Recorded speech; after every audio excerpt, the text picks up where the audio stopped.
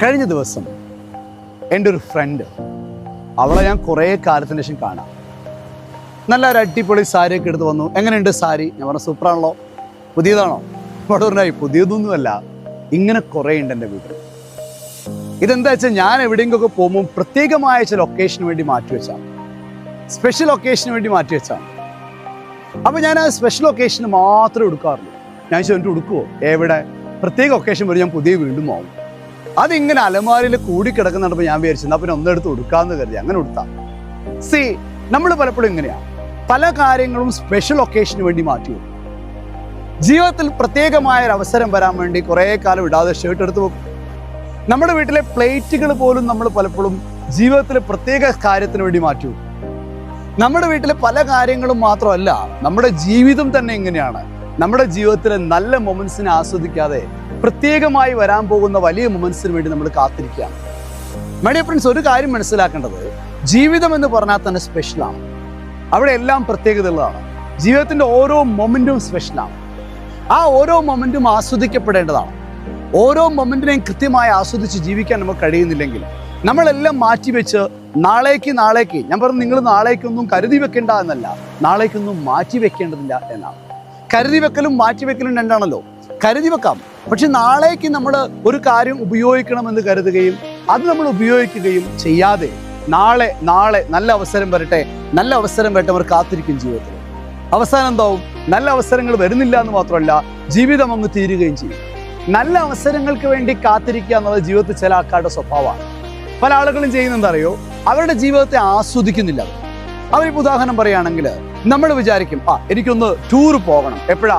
അതൊക്കെ നടക്കും, എപ്പോഴെങ്കിലൊക്കെ പോവാം, എന്നെങ്കിലൊക്കെ ടൂർ പോകണം, അത് നാളെ ആവട്ടെ, അല്ലെങ്കിൽ നല്ലൊരു ഒക്കേഷൻ വരട്ടെ, നല്ലൊരു അവസരം വരട്ടെ, അത് എല്ലാവരും ഒത്തുവരട്ടെ, എല്ലാവരും ഒന്നിക്കട്ടെ. നടക്കില്ല.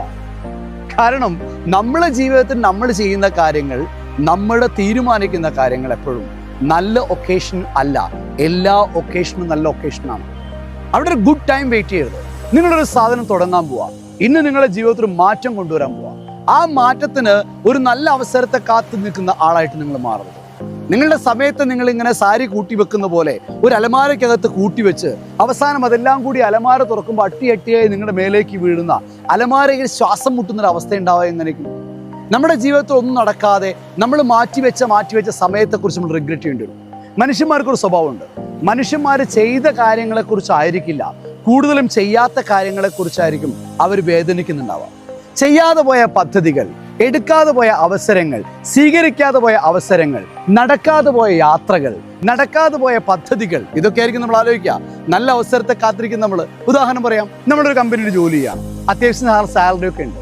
പക്ഷെ നമ്മുടേതായ ടാലന്റ് പ്രൂവ് ചെയ്യാൻ പറ്റും നല്ലൊരു അവസരം നമ്മുടെ കയ്യിലേക്ക് വരിക. നമ്മൾ വിചാരിച്ചു വേണ്ട, എന്തിനാ ഇപ്പം അങ്ങനെ ഒരു അവസരം സ്വീകരിക്കുന്നത്, എന്തായാലും കാത്തിരിക്കാം, സാധ്യതയുണ്ടല്ലോ, പിന്നെ അവസരം ഉണ്ടല്ലോ, നല്ല അവസരം വരട്ടെ. നല്ല അവസരം വരുമ്പോൾ തീരുമാനിക്കാം. നോക്കൂ, ആ നല്ല അവസരം എന്ന് പറയുന്നത് വൈകിയ ഒരു തീരുമാനമായിരിക്കും. വൈകിയ തീരുമാനങ്ങളെല്ലാം തന്നെ തെറ്റായ തീരുമാനങ്ങളാവാറുണ്ട് പലപ്പോഴും. എല്ലായ്പ്പോഴും ഞാൻ പറഞ്ഞിട്ടില്ല, പലപ്പോഴും. കാരണം നമ്മൾ എടുക്കേണ്ടുന്ന ജീവിതത്തെ, നമ്മൾ ആസ്വദിക്കേണ്ട നിമിഷങ്ങളെ അതൊന്നും ആസ്വദിക്കാതെ അത് പിന്നേക്ക് മാറ്റിവെച്ച് പിന്നെയും പൂക്കാതെ കാത്തിരിക്കുന്ന ഒരു കായ് പോലെ നമ്മളിങ്ങനെ കാത്തിരിക്കും, അല്ലേ? അങ്ങനെ നമ്മൾ എന്നെങ്കിലും പൂത്താൽ ഞാനൊരു കായായി മാറുമെന്ന പ്രതീക്ഷയിൽ നമ്മളിങ്ങനെ കാത്തിരിക്കും. അങ്ങനെ ആവരുത് ജീവിതത്തിൽ. നിങ്ങൾക്ക് ആസ്വദിക്കാനുള്ളത് ഇപ്പം ആസ്വദിക്കൂ. നിങ്ങൾ എന്താ ചെയ്യേണ്ടത്? നിങ്ങൾ ഇന്ന് തന്നെ എടുത്തിട്ട് നോക്കൂ. നിങ്ങൾ ആഗ്രഹിക്കുന്ന ഒരു യാത്രയുണ്ടോ? നിങ്ങൾ ആഗ്രഹിക്കുന്ന ഒരു കാര്യം ഒരാളോട് തുറന്നു പറയാനുണ്ടോ? നിങ്ങൾ ആഗ്രഹിക്കുന്ന ഒരു മൊമെന്റ് നിങ്ങൾക്ക് എൻജോയ് ചെയ്യാനുണ്ടോ? നിങ്ങൾ ആഗ്രഹിക്കുന്ന നല്ലൊരു സാധ്യതകളെ ആസ്വദിക്കാനുണ്ടോ? അത് ഇന്ന് തന്നെ ലിസ്റ്റ് ചെയ്യാം. അതിലൊന്നെങ്കിലും ഇന്ന് അല്ലെങ്കിൽ നാളെ തന്നെ നടപ്പിലാക്കലാണ് ജീവിതം. കാത്തിരിക്കലല്ല. നടപ്പിലാക്കുന്നിടത്താണ് വിജയം ഉണ്ടാവുക.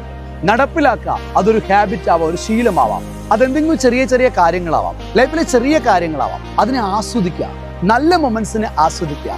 ആ മൊമെന്റ്സ് എല്ലാം ആസ്വദിച്ച് ജീവിതം നന്നായിട്ട് ആസ്വദിച്ച് നല്ലൊരു ജീവിതമാക്കി മാറ്റാൻ നമുക്ക് ഏവർക്കും സാധിക്കും.